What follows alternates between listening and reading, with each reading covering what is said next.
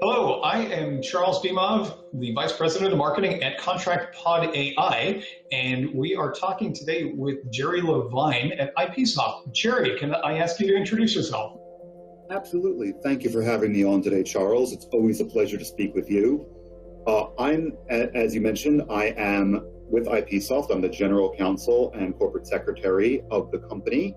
You may know us better by our other brand, Amelia, our conversational AI product. We are a global AI and autonomics company that's been around for about 20 years. We service businesses across the globe from Australia, Japan, South America, South Africa, all Europe, the US, all over the world. Companies from banks and insurance companies to technology companies and others use our products to make life easier and make it so that people can do more and engage more with their clients and their technology systems. Some of our products are aimed at, like I said, conversational AI. We do have products that focus on IT help desk, all of that. And ultimately, the goal is, we want to change the world through cognitive computing, and we think we're well on the path to doing that. Wow, so that's pretty exciting stuff, actually, on the forefront of AI technology. Nice, excellent. So you're in charge of a number of different folks on the legal side, and what are some of the key responsibilities that you and your team kind of convey at IPsoft? Sure. Legal teams today take on more and more work because we're not expected to just be lawyers anymore. We're expected to be business partners. We're expected to know how to do strategy beyond just legal strategy. So, and of course, this depends on the size of a legal department. We are able to do quite a bit with a small department that has really been aided through technology, whether it's our own internal technology or products like Contract Pod AI and other legal technology that we use. My team does everything from compliance to risk management, to contract negotiations, litigation. We're running it. I like to point out that we're basically an 80-20 shop. 80% of the work should be staying in-house with us. And the 20% that requires very specialized knowledge, requires a big team of perhaps it's a M&A deal or litigation support or discovery, that's what should go out. That's what a team like ours relies on outside counsel for. But our goal is to do what we can in-house with our tools and then to develop new solutions, both legal and business-wise, to keep the company running, keep our business partners throughout the company happy, and ensure that, every day the company is successful and we're doing what we can to make that happen. Okay, so to do everything that a standard legal team does. I mean, reduce risk for the company and make sure that you're there to help with the contracts and with whatever issues arise, I guess. Absolutely. One thing that I try to instill in my team is that you really have to be a partner, and it's up to us we have to guide sales teams and other teams who don't have the knowledge we have, who don't have, as a lawyer, you're trained to think like a lawyer, you're trained to solve problems in a certain way. It's important to recognize not everyone has that training, which is fine. We all have different skills, we all bring different things to the table, but also, it should be our job to come up with solutions, present them, and help folks understand what the best solution is. A key part of that, I think, is, and I've written about this before, I think you and I have talked about this before, Charles, that strategy, you're not expected anymore to be a legal leader at any stage. You're not expected to just be a lawyer anymore.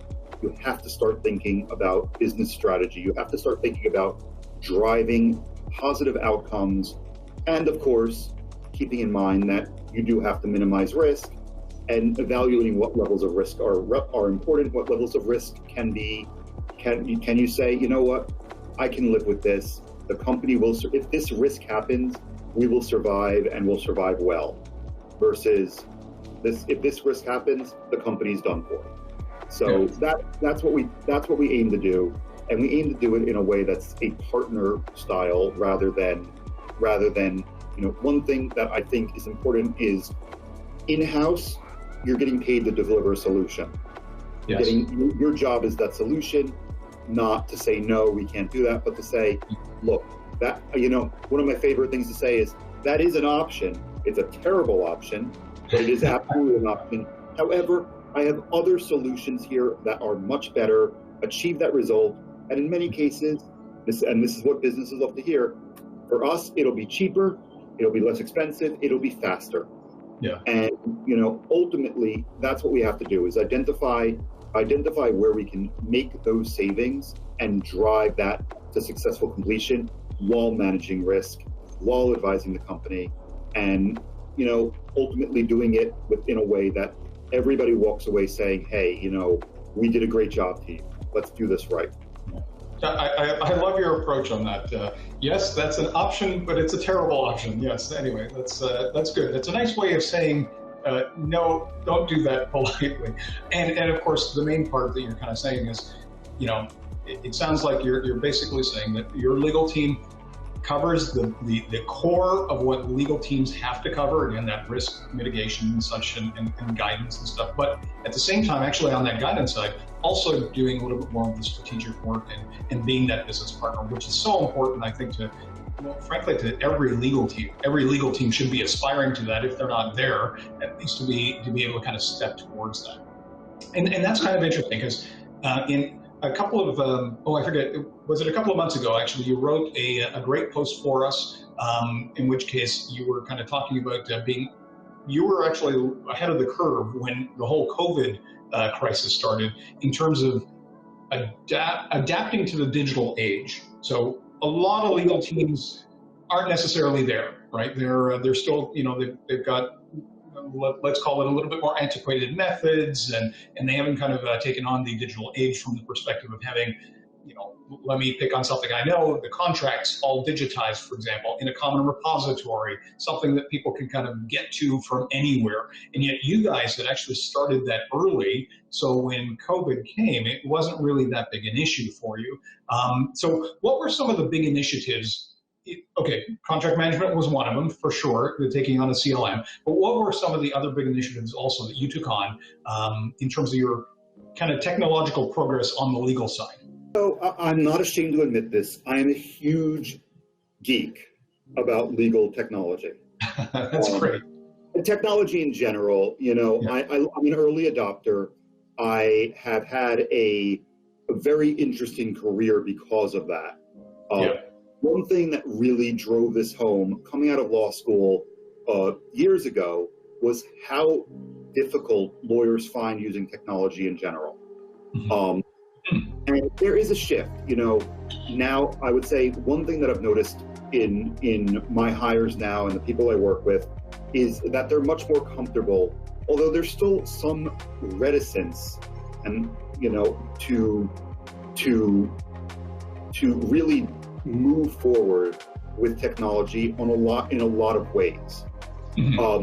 For in-house departments, I think it became even more important. You can look at some of the changes that happened after the 9/11, after the World Trade Center. You saw a big change to start getting off-site. First, the law firms that were in the Twin Towers. You saw and I'm not trying to be depressing here, but this is important to think about. If you lost everything and you could move off-site, you wanted to move off-site. You had multiple backups, multiple fail-safes. The ultimately, what happens in-house is you're moving a lot of progress. You're moving a lot from, we maintain an Excel file of contracts. We have everything in folders. To guys, ladies, whomever, everybody. We should be able to work wherever we are. And so, about 10 years ago, I left I joined an e-discovery practice as their deputy GC. Mm-hmm. I then started my own firm focused on tech companies, startups. And the key thing that I noticed was everybody wanted to be able to do their work wherever they could. People, even before COVID-19, people wanted to work remotely. People wanted to be able to say, you know what, I got my laptop, I got my phone, I'm going to go to the beach, I can work under an umbrella. Yes. So one key thing that I think we've really looked at is how do we enable people to work wherever they are, give them those tools, and keep them happy.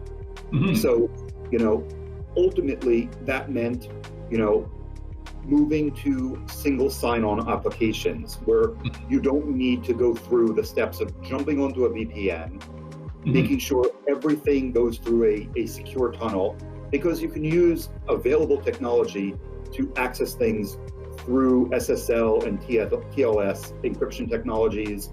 You can be able to access all your company's documentation, your company's information without being on site, sitting in a room. Now, of course, I'm saying that as I've started returning to the office, and I want to be here. I have set up at home the exact same setup I have here at my office: multiple monitors, multiple screens.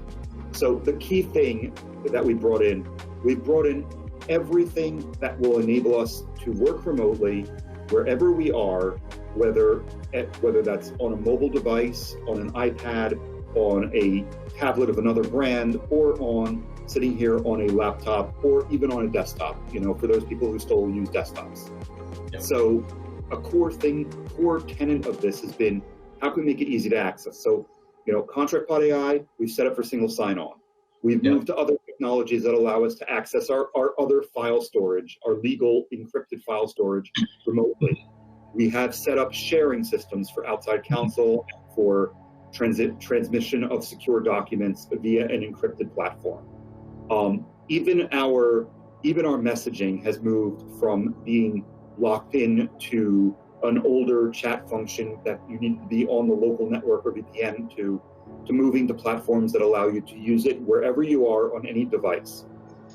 We've moved to systems that let us work collaboratively on documents, while they sit in a I hate to say, in the new SharePoint based on Microsoft Office 365, we can work collaboratively on a document or work together, and we can do it anywhere we are.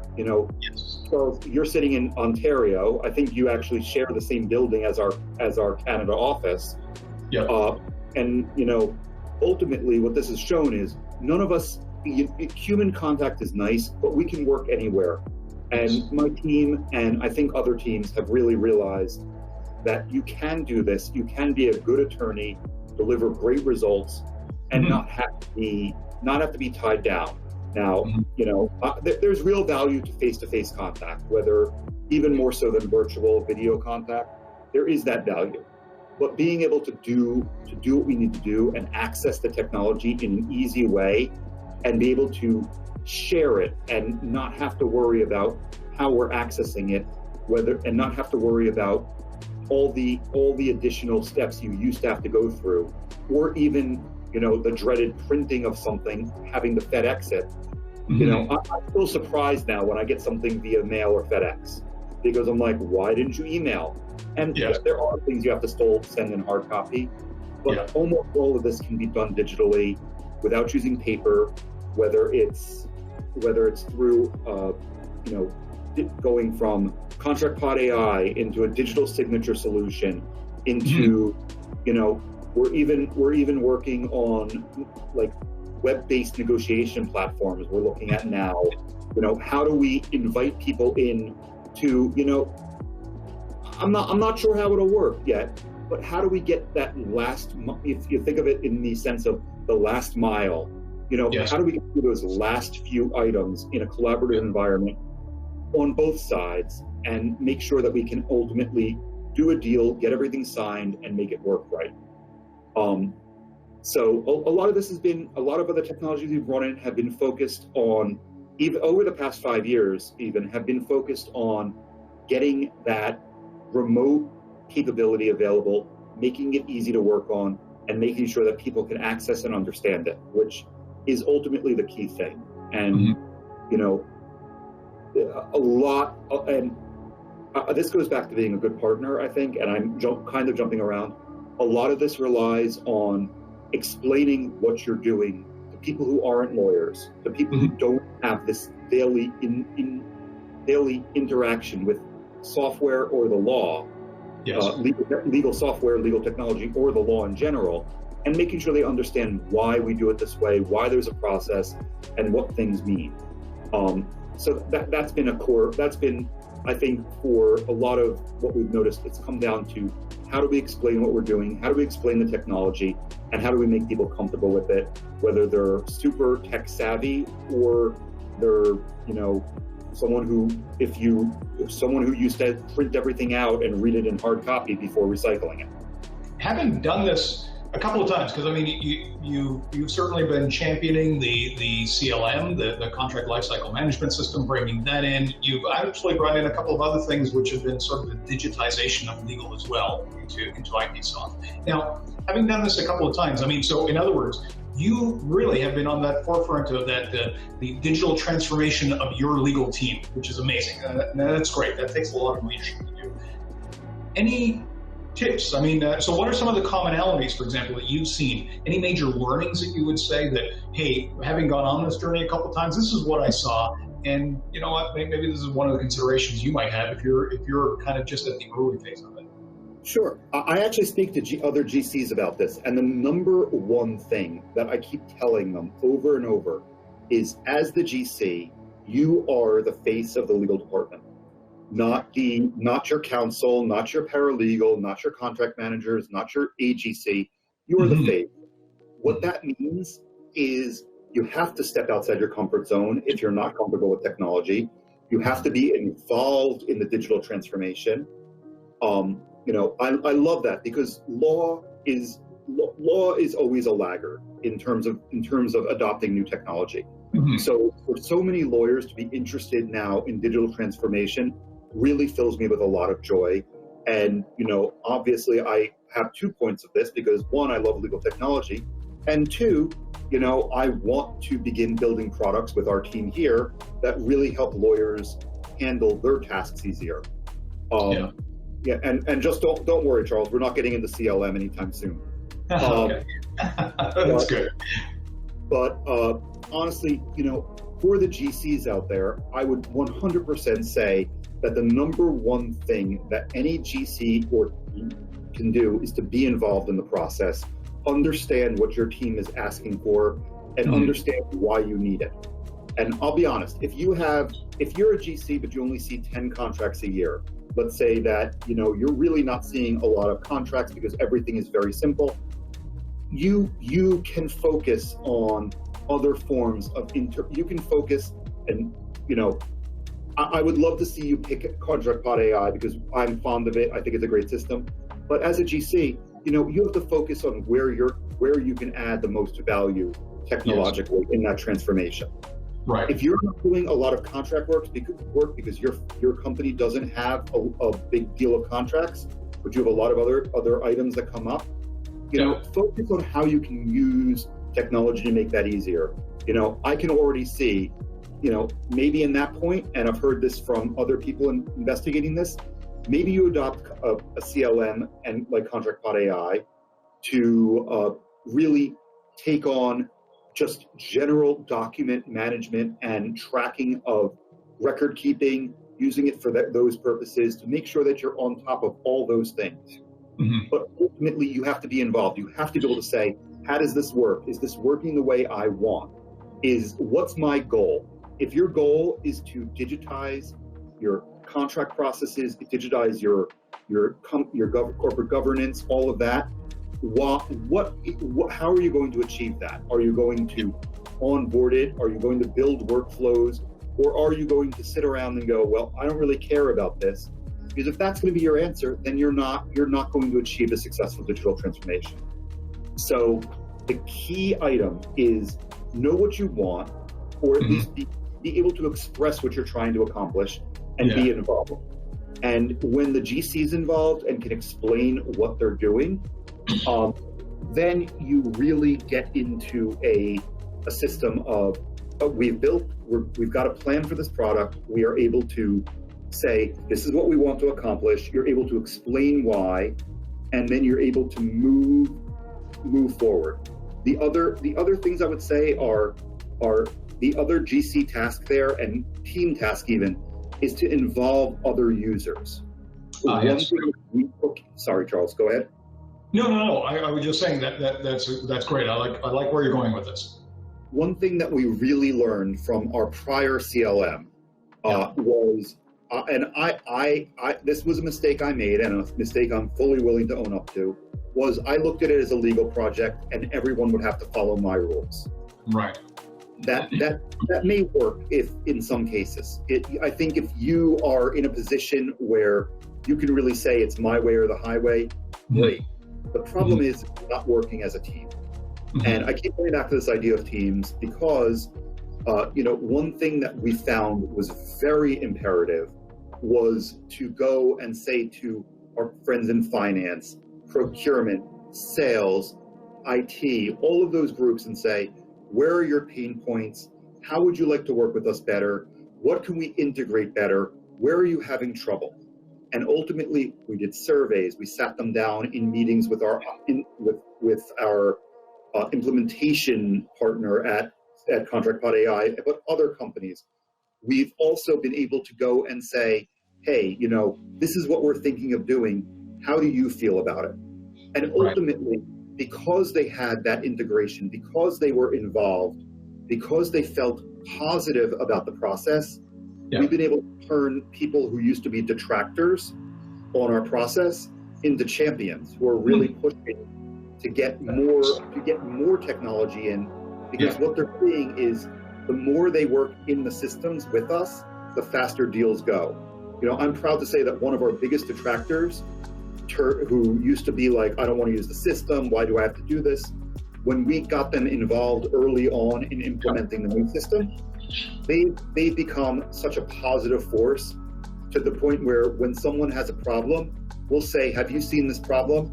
And if that one salesperson goes and says, I know exactly what they're experiencing, I'll call the other salesperson up and walk them through what they have to do. That's fantastic. So you actually had advocates throughout the organization kind of working with you. Exactly. And that's because we involved them. We are, I've taken a great step in saying, and, again, I know this isn't going to be every GC that's going to have, a background in IT and technology, but ultimately being able to say, look, give me 5 minutes. I'll be done in a few minutes. I want to watch what you're doing so that we know what's going on.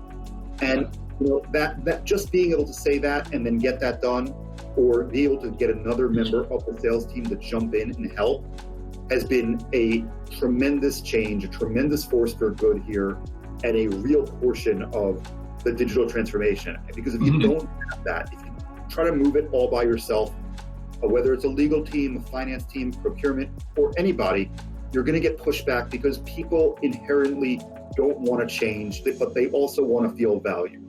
So if you make them feel valued, if you make sure that they're part of that change, they will ultimately help you drive that change and be a supporter, be an advocate. And, ultimately, that one sales guy, we turned what was his first time took months because he didn't want to do it. He refused to do things. Things kept getting messed up. Now we turned around the contract with him in 24 hours. That 24 hours on our paper with minimal red lines from the other side, because we made it so easy for them to work with us. Nice. That the goal, if I look at it that way, the goal of digital transformation is ease of use, is ease, expedience, and just making all the process a better, easier, faster, more functional process for everybody. Sorry, I could go on about this for hours in much greater detail, but I know we only have an hour for our chat, Charles. So if I might just summarize that, I mean, two main key points that I kind of gathered from what you just said were collaborate with the rest of the business, because that makes a big difference in terms of getting adoption. Because if they feel that they're early in that process, they're going to want to work with the legal team to actually make this happen.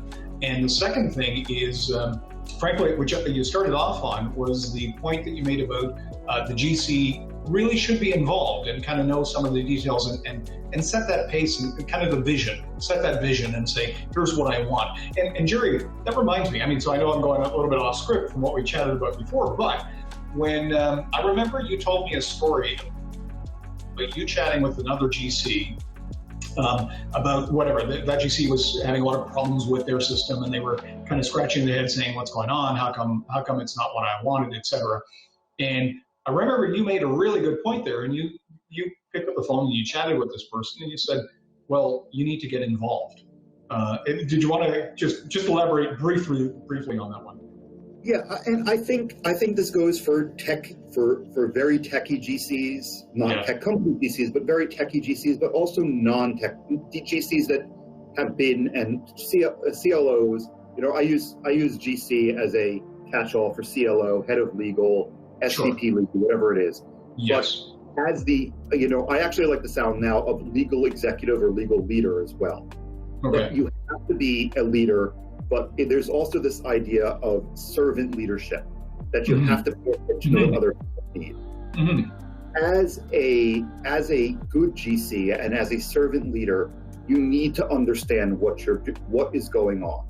And if you're finding that the implementation or your platform or what you're doing isn't working the way you want it to work, the question you want to figure out is, what am I missing? Or what can I do to understand this? So with the GC, with that GC you mentioned, with that general counsel you mentioned, my question really was, hey, I understand you're having problems. You know, I'm glad someone told you to reach out to me. I'm happy to talk. But my first question is how involved have you been? And that GC came back and said, well, you know, I don't know much about it. I've really let my paralegal and contract manager take the lead. I said, you know, and you know, without being trying to be funny, I said, I think that's the problem. Yes. You know, they may be very close to the contracts. They may have an idea of how they want to do it, but they're looking to you to come in and hold their hand at times to express what you want. If you want everybody to submit I'll put it this way, because this is my thing. I want our sales team to submit everything, to kick everything off in Salesforce, a system that they're familiar with. Yes, correct. Good idea. For me, when I went back to this, when I said to this GC, I said, how do you want people to start working in the system? Well, I don't know. And then she said, I don't know. And I said, okay, so let's figure that out. Do you want people to submit a request to you to assign it out, or do you want them to submit it directly in and then a workflow picks up? Well, she goes, well, that sounds a lot easier. I said, okay. So now you're getting to the point where you're starting to figure out what you want. And that was just one question. Yes. And we spent about a half an hour, 45 minutes on the phone. And I basically walked her through this idea of how do you want people to interact on a very high level? Yes. And from there, she said, oh my God, I see what you're seeing. I see what you're saying. You know, if I need to go and decide what I want, not just have it for my team, but also figure out how people want to work with it. And the key thing there was, and the end takeaway was, you know, where do you want people to go? How do you want them to work with the system? How do you want them to really interact with the system? And ultimately, if you don't know what you want, it's very hard for a person, for any other user, to tell you what you want. You know? Yes. I'll personally say this. I want to have my salespeople start off in a system they're familiar with. If they do that, everything works really smoothly. If they start off in a system they're unfamiliar with, things get selected wrong. We have to go back. We may have to remove the contract and start over. So we pushed to have everything kick off in Salesforce. Once that's done, once that's done, Salesforce pushes it to ContractPod AI, Contract Pod AI then alerts the legal team, and we begin working with the sales team on that contract. An attorney, internal attorney is assigned, or a contract manager, and then we move on from there. That works for me. That may work for a lot of other companies, but it may not. And so that's why the key thing is for the GC to get involved, to express how they want to work. And even if it's not your forte, you know, you've got to at least get yourself in that process. And I learned this years ago, setting up a contract management system for a Fortune 500 pharmaceutical company, and the entire system, in my opinion, and I got it working, but the GC came in, said, thanks for making that work. You know, I wish someone had involved me earlier. And I said, why? He says, well, it's not really what I want to work in. Yes. And I said, well, and you know, I was a much more junior attorney at that point, and I felt strange saying to this GC, well, sir, if that's not what you wanted, why did you tell them to go ahead with it? Yeah. So that's really where I picked that up. Yes. You have to know, and look, again, not everyone's tech savvy. Not everyone is sitting there, you know, buying the latest phone, getting the latest computer, talking about registry editing and software and certain code snippets with their IT and developers. I get that. But at the very least, you know, you should sit down and say, what do I want this to do? How do I want it to work? Who has to be involved? And then go from there from that stance, you know, now you know what you want. Now you can at least go to the implementation team or whoever you're working with and express an idea of what you want to have happen and why. Yeah, and that's very good advice. I mean, that at the end of the day, I think the legal team, the company, is really looking to the GC or the head of legal to basically kind of set the vision. So I think that's very, very sound advice you're providing. So that's great. You have to be a visionary of what you want. And by the way, I get that. By the way, Charles, I get that some GCs come into an organization that's got a lot of stuff set up already, and they may have to learn what they like and don't like in that organization as on the fly. But that's your job. You're being brought in to be that person. You're being brought in to be the vision setter. And it's not, you know, like you're not saying that a GC has to be involved in every little techie decision. I mean, if it's a minor product, who cares? Whatever, that's fine. Let somebody else deal with it. On the other hand, if it's a significant thing, which is, you know, changing the way people work, changing the results you're getting, actually really bringing, you know, potentially has tremendous impact for a company, then you're saying, no, this is important enough that, frankly, you've got to make some time, you've got to be the champion of this, and you've got to drive this and set the vision. Right. I mean, ultimately, if you're either doing a digital transformation or you're not, and the point of the reason it's a transformation and not simply a minor step change is because it does transform the way your organization works. You are going to shift how you think about what you're doing. Your teams are going to shift how they think about it, and everybody's going to get used to a new manner of working. Yeah. So let me shift into a slightly more tactically. Now, we are kind of at the end of the summer as we're recording this, and you know, you often do shake your head and think, where did the summer go? My goodness. But at the same time, and we are right smack in the middle of the pandemic at the moment. Some good signs have been happening in different places in the world. Hopefully the vaccine comes through at some point in time. You know, the future is yet to be seen, I suppose. But at the same time, I think a lot of people are bracing for, you know, potentially another wave coming, maybe in September, October time frame. You know, who knows? But are you nervous about that? Like in terms of just the idea of about having your staff, I mean, some of your staff are trickling back in, some are still working it out. Are, you know, any concerns on that side? Or are you saying, no, you know what, frankly, we've got this down, we've got this handled? I think we're seeing a lot more folks having determined that they've got this down at this point, that they're comfortable doing it. Look, the health and safety of my team and our employees is paramount here. Yes. I don't want anybody to be feeling I don't want anybody to get sick. I don't want anybody to worry about, whether they have to choose between life or death in this case. No, absolutely. But ultimately, working from home is a lot easier. Working remote, this goes back to what I was saying earlier. If you wanted to, you could probably, Charles, you might like this, you could probably do your job from a treehouse in Costa Rica. Sounds nice. Sounds very nice. And that's been one of the key things I think we've learned from the pandemic.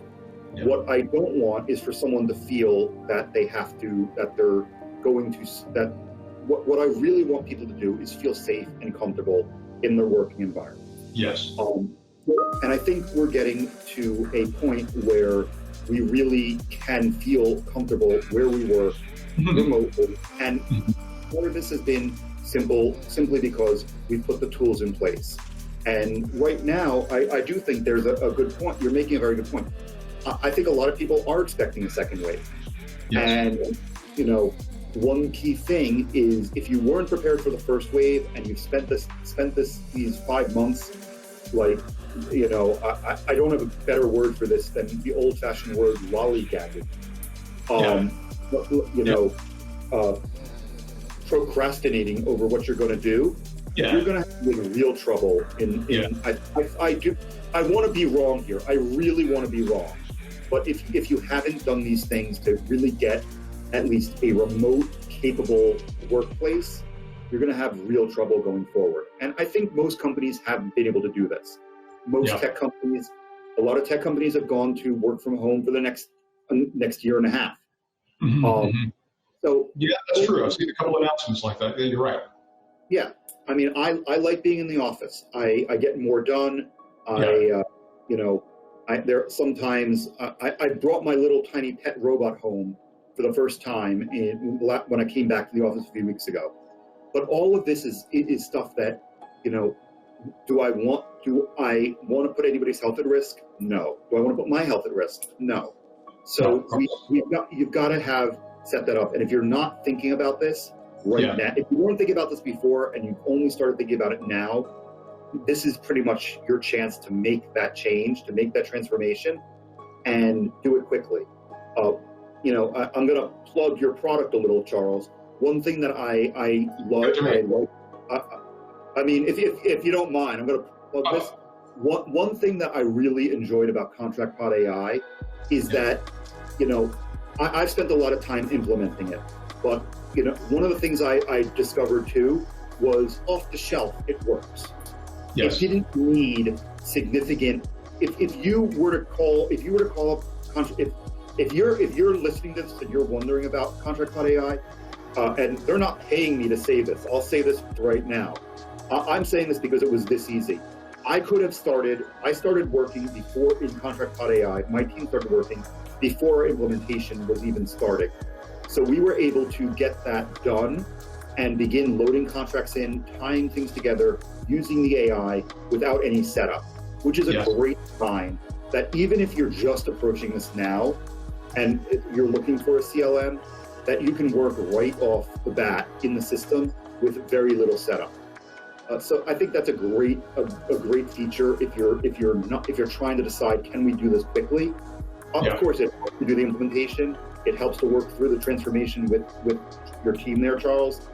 But ultimately, it's something that you can spin up and work on very quickly. And now I'll stop plugging the software again. No, but I mean, it's a really good point that you make. I think in the market, I think a lot of people have taken a bit of an approach of hunker down and wait this out. And the concern is that at the beginning, I think we all thought, okay, maybe this will last a month or two and then it'll pass and it'll be over. But this is taking a lot longer than we all expected. And it could take a lot longer yet, which basically means if you're hunkering down and waiting, you could be waiting for a long time, which means that your legal team isn't going to be advancing where it needs to be advancing. And frankly, that means that you could be falling behind on things. When the CEO calls you up and says, hey, how many of our contracts have this particular clause that's causing us pain?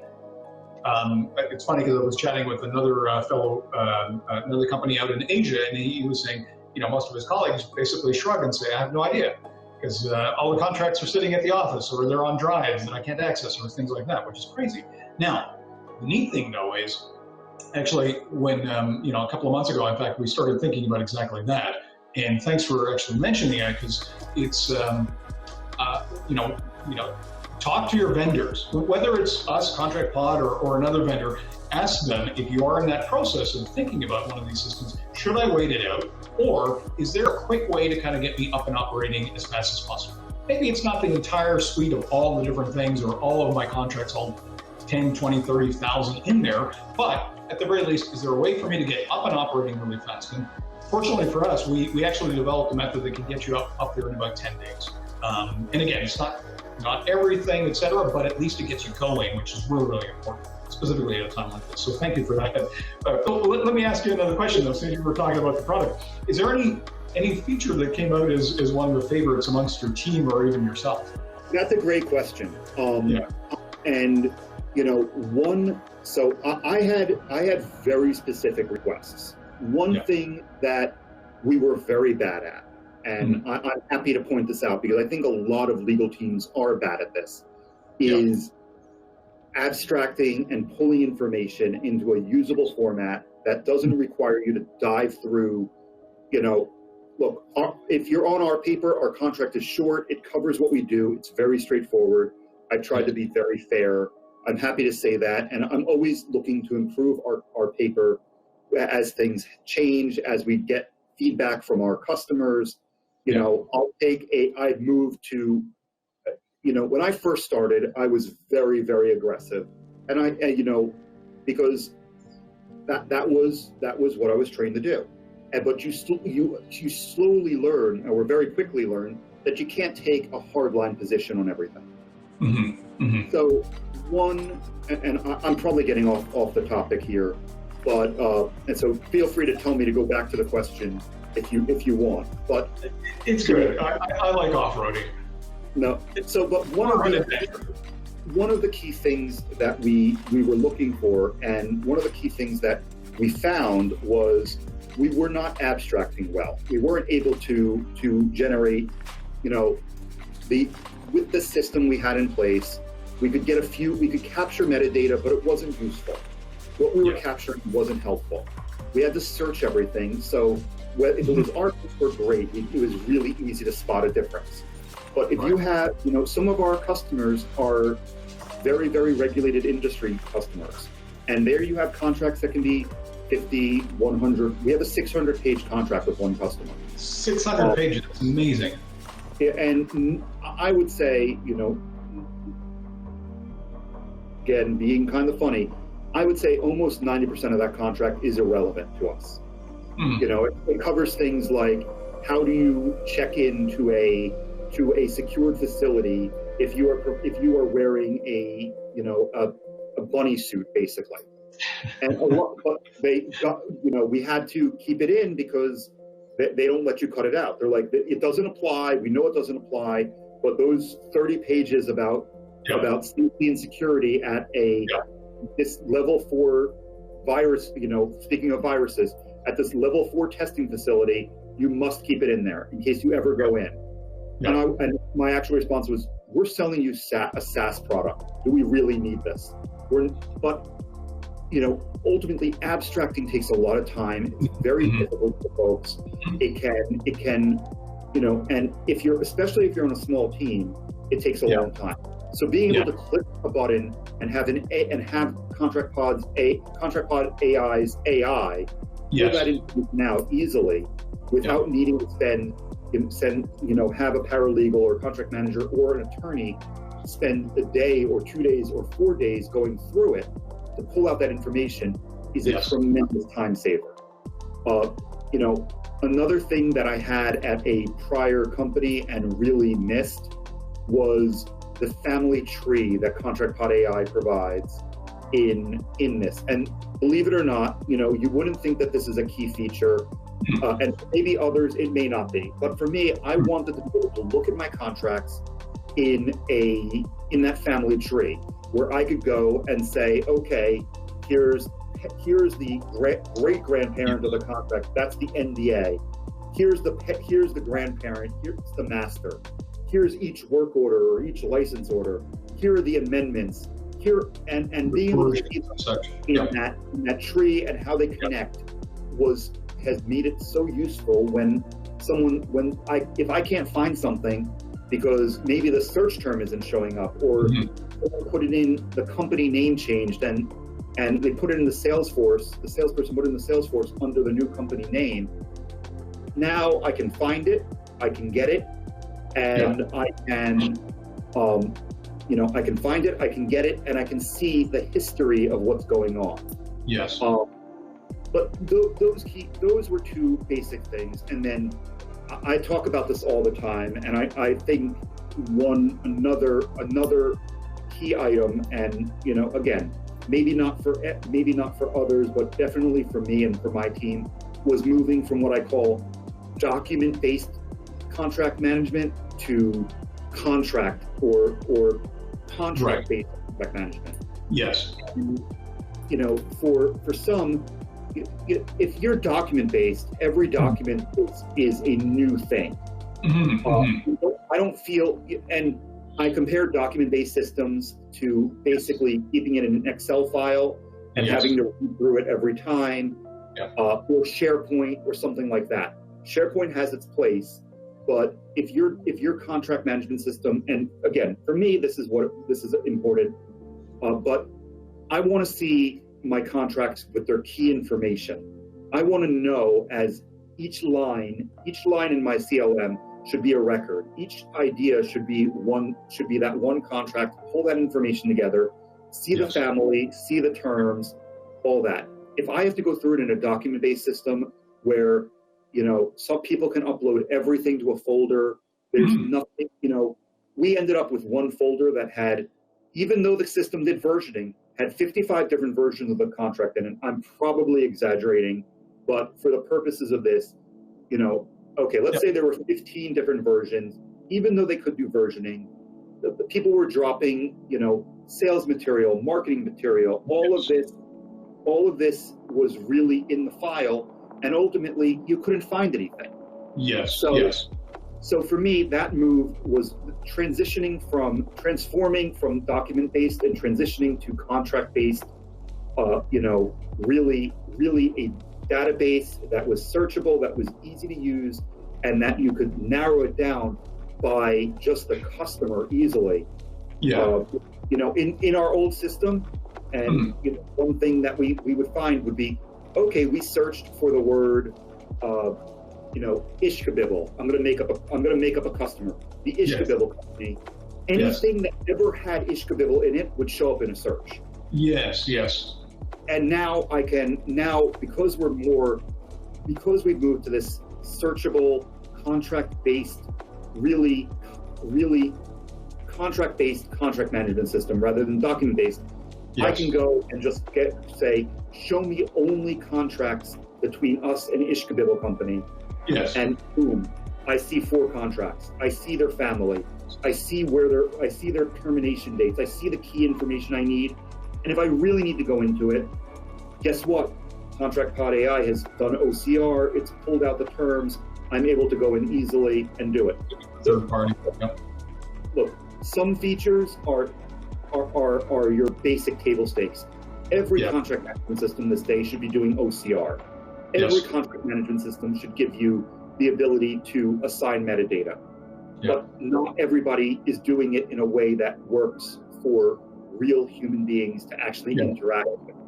A lot of them end up being, hundreds of man hours of implementation costs, or they end up being, really just additional file storage or something along those lines.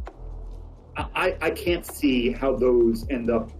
One is really for a company that can afford to spend $30 million implementing a system. Good for you. That's great. If you want to give me that much money, we can do that.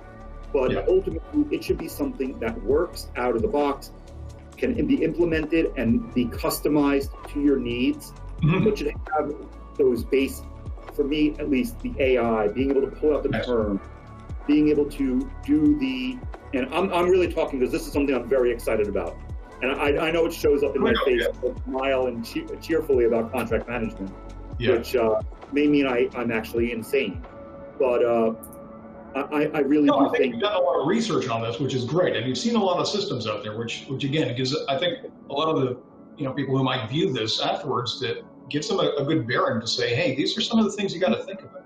And by the way, Jerry, I really liked what you said about the on the AI side. I mean, out of the box, absolutely. That's one of the things you should look for. Look for the implementation. Does that actually happen? Is it automatic, or do I have to go to an SI, et cetera? Those are things that usually most people, certainly most GCs, aren't really thinking about actively until they realize at the end, saying, oh, did you just sell me a piece of software, but you didn't actually sell me the implementation or getting up and running? I mean, is that my job? Like, geez, I got a lot of other things to do.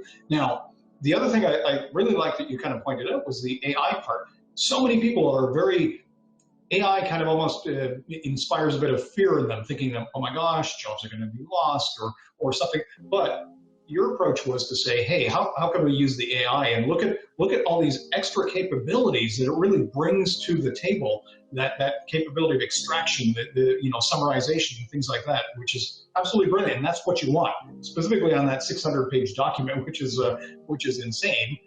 To try to just look through for whatever clause you were searching for. So brilliant, excellent.